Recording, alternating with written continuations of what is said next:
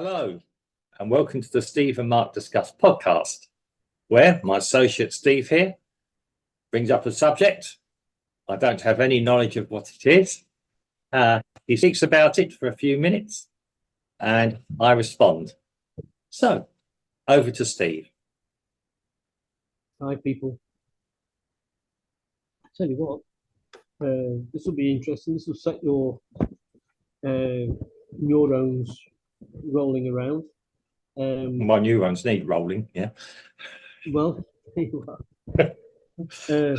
mine are like ball bearings. They're always rolling around. When we think about Asia, we automatically we think about China, and then we think about bicycles, and then we think about lots of people. Yeah.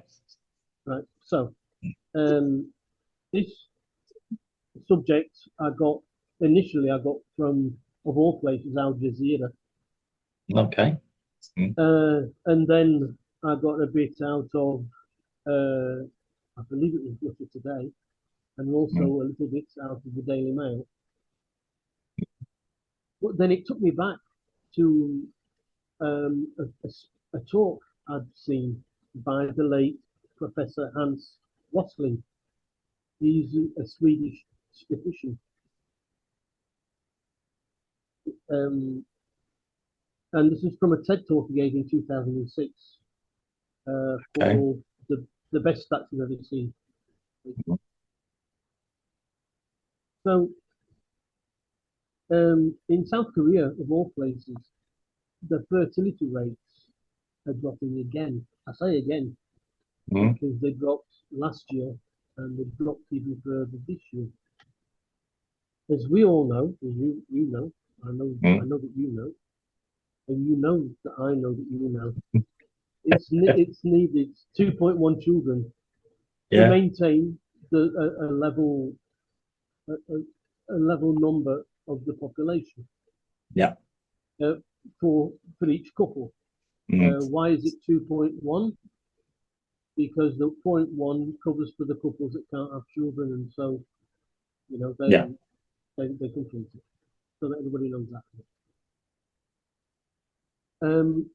Now, in South Korea, the fertility rate is already the lowest in the world, as it drops again. 8% less babies were born in 2023 compared to the year of 2022. 8% less.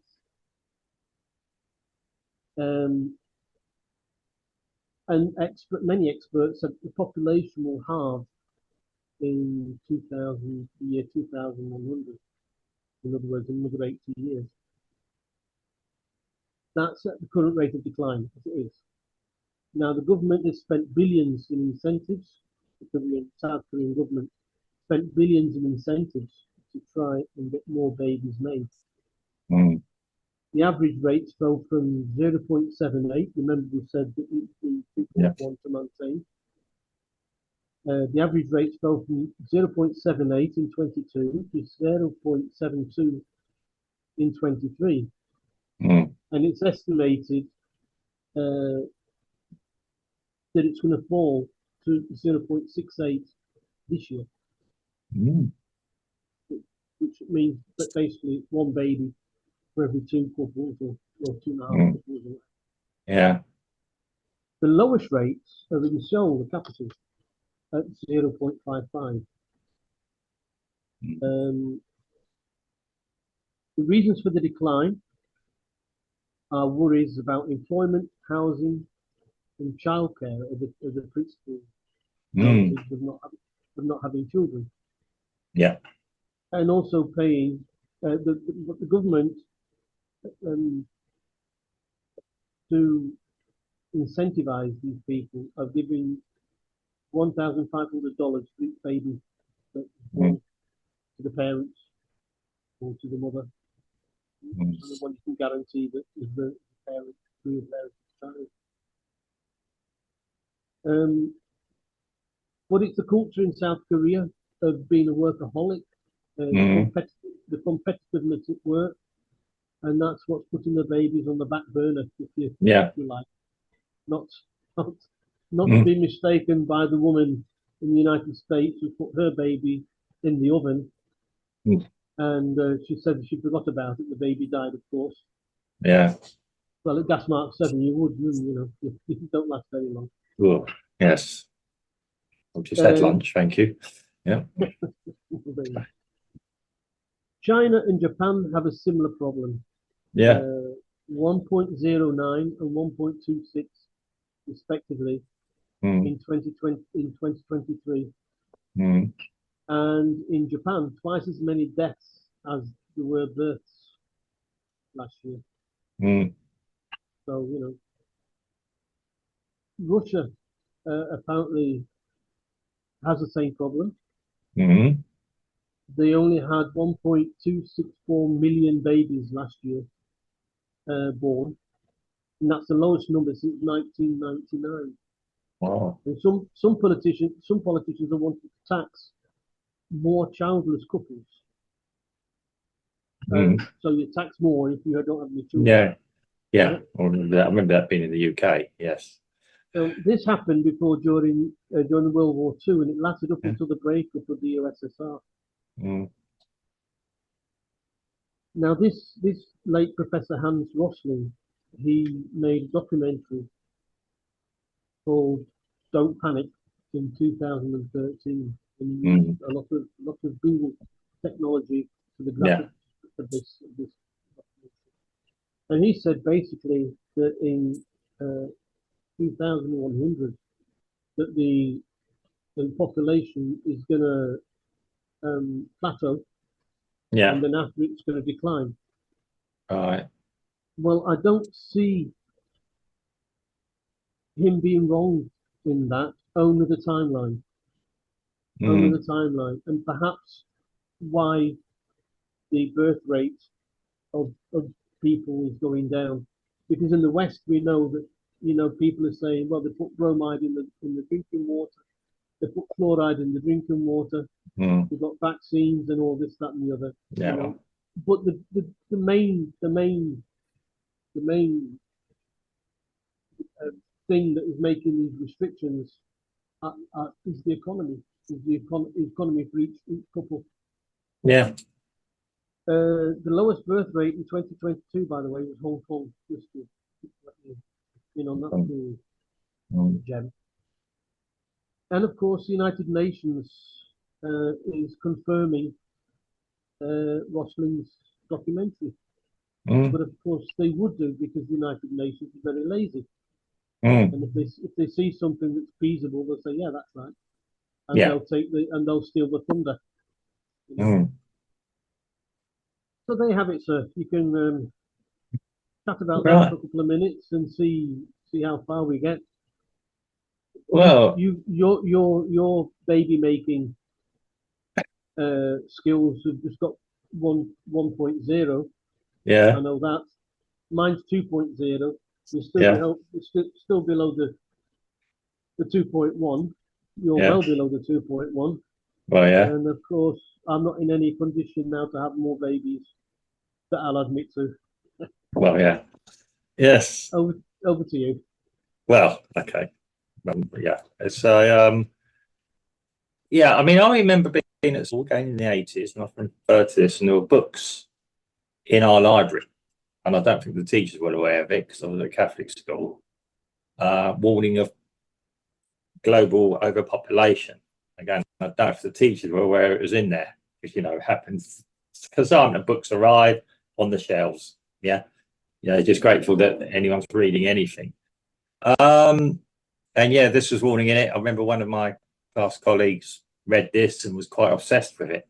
So, if you like, the seed we've been planted, or we're heading for a population crisis with there being too many people. Now, logically, there can't be too many people on the earth.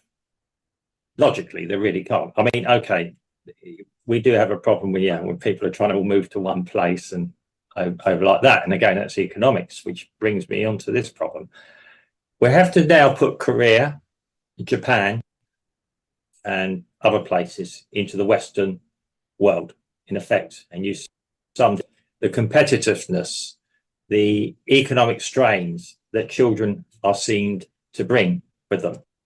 Yeah, we all know that that is an issue. People don't need a lot of children to do things on the farms or anything else now. There used to be the big Irish families, a joke about the big Irish families and everything, which is a bit mythical actually, but yeah, bit of a myth. But it's a there has been this trend to discourage people or scare people into having kids, be it economically or other things. And I've grown up with this. Yeah, I think my mother commented about it a while ago. Potentially there is enough ability in the world for everyone to have food. We know that there should not be hunger and starvation. We all know why that happens. And yeah, we've only got a 10-minute podcast, so I'm not going to go down that rabbit hole, that section of it at the moment. Yeah, I mean, people are being discouraged. Jordan Peterson has been talking about this, about women putting career over having children. And I'm afraid I'm old-fashioned, I'm old school. Women have children, not men. We know the ones that have the children. Yeah, I mean, I follow the science of this. I happen to know this. This is what I was taught in my school biology as well. Women are putting off until they're in their 30s or 40s, and it's too late. And that's even finding a partner with whom to have children with. It is getting to the point now where, yeah, it's being questioned.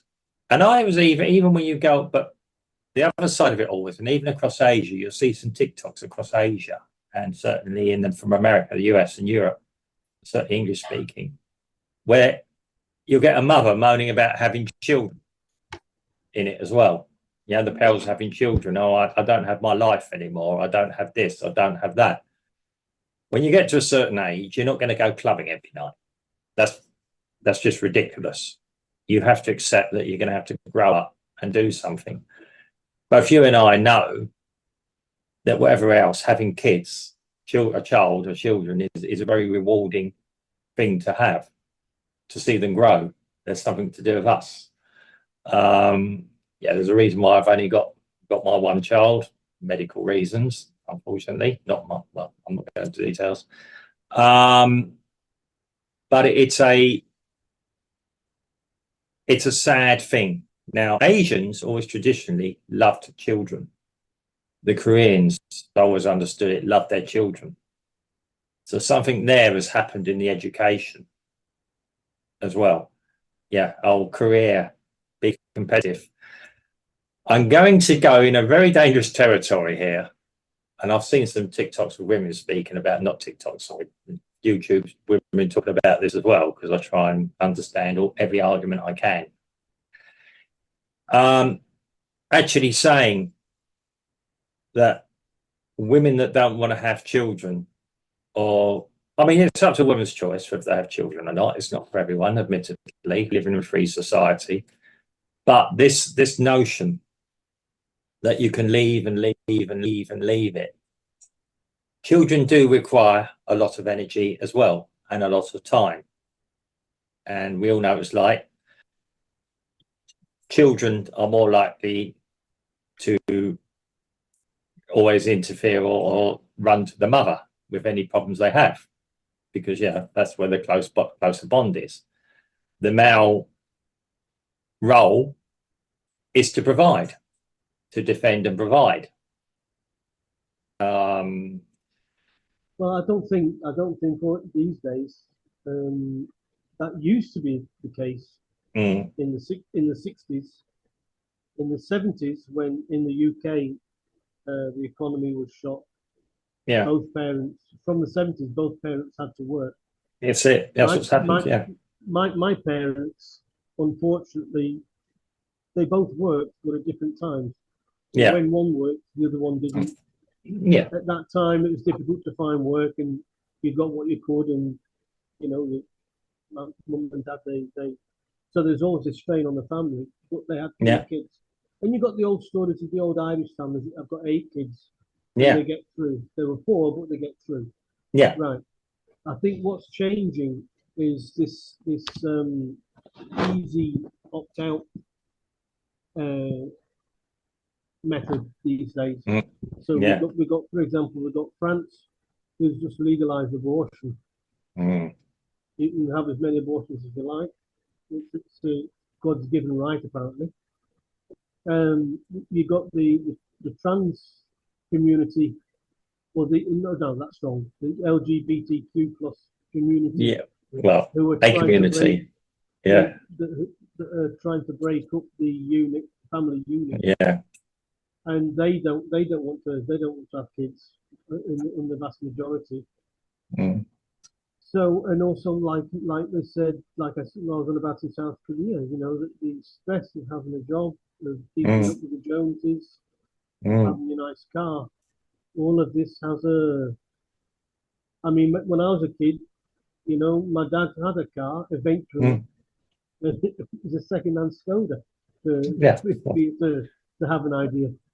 Yeah. And in them days, in the 70s, the Skodas were worse than what they are today. So, Well, actually, became quite nice cars actually. But yeah, yeah. But they were originally, yeah. Well, okay. They were a tin box. So what? Yeah. It worked. but It not got you from A to not B. not Yeah. not trying to not always, Mark, not always. So Yeah. anyway, not wanting to stray away from the subject, Yeah. it's the um, it's not it isn't the tradition anymore. Yeah. As the good old days where one Yeah. parent went out to work and the mother Mm. stayed at home. It's a culture these days is everybody wanting or having to or wanting to get as much as they can in Yeah. finance terms from their work. I mean, Well. if we look at the UK, sorry, if we look at the UK now, Yeah. the price of housing Yeah. is so high, that you have to have a couple working at the same time Yeah. just to pay the mortgage. But I digress. Okay. Yeah. Well, no. That's the point I was going to make. Yes, to actually afford the essentials in life, and yeah, we're lumping somewhere to live is an essential, be it to rent or to buy anywhere in the world. Mainly now is expensive, whereas that should be the basis. Um, yeah, I mean, there's been this discussion that yeah, you could solve a lot of problems tomorrow if governments actually had the nerve to actually, if you like, not kill the housing market, but certainly give people a financial hit on it, regulate prices of houses, and then you would push down inflation, everything else around it. So this is what I believe actually works. I don't know. I'm not an economist. All this is theoretical as well. By nature now, people, yeah, they want to buy a house and see a 3%, 4% growth on it on a regular basis. Do you buy a house for somewhere to live or do you buy it as an investment? We are now moving into territory that I've never seen before where people are struggling to survive globally. It's like you said, in the 60s, you could work in a gas station or gas garage, if we say in England, and petrol station, yeah, and actually, afford to afford to have a house. If you actually believe a certain comedy on the US television, you could work in a shoe shop and afford a big house as well, but that's probably overdone a bit. But it is Al Bundy, a hero of mine. He said so many things that were right. It's incredible now, on reflection. But it's we're living in a very, very difficult times. And I feel sorry for the youngsters coming up into this as well. Will the bubble burst? Will it go back to where it should do, where people are content to feel comfortable enough to have children if they want them? Again, yes, society is moving away. The notion that women have children, their life ends. It's like I say, we've got social media that's full of these. I think they're nasty videos, actually, and even women with their kids saying, "Oh, they're a problem" and everything else. The kids are participating in these videos, which I find very sad. Okay, we can joke about having children, yeah, but it's a I don't think it's even a balancing out. I think the world will end up being, as you say, underpopulated if we're not careful. And yes, women do have to I have the don't think, children. yeah, I don't think the world will be underpopulated. It'll just mean that a lot of economies will collapse because there won't be a same demand. Well, that's it. But that, Right. So, well, that, I mean, as this Hans Rosling, he said, you know, that 10,000 years BC, mm, there were probably only about 10 million people on the planet. mm, And then this went up to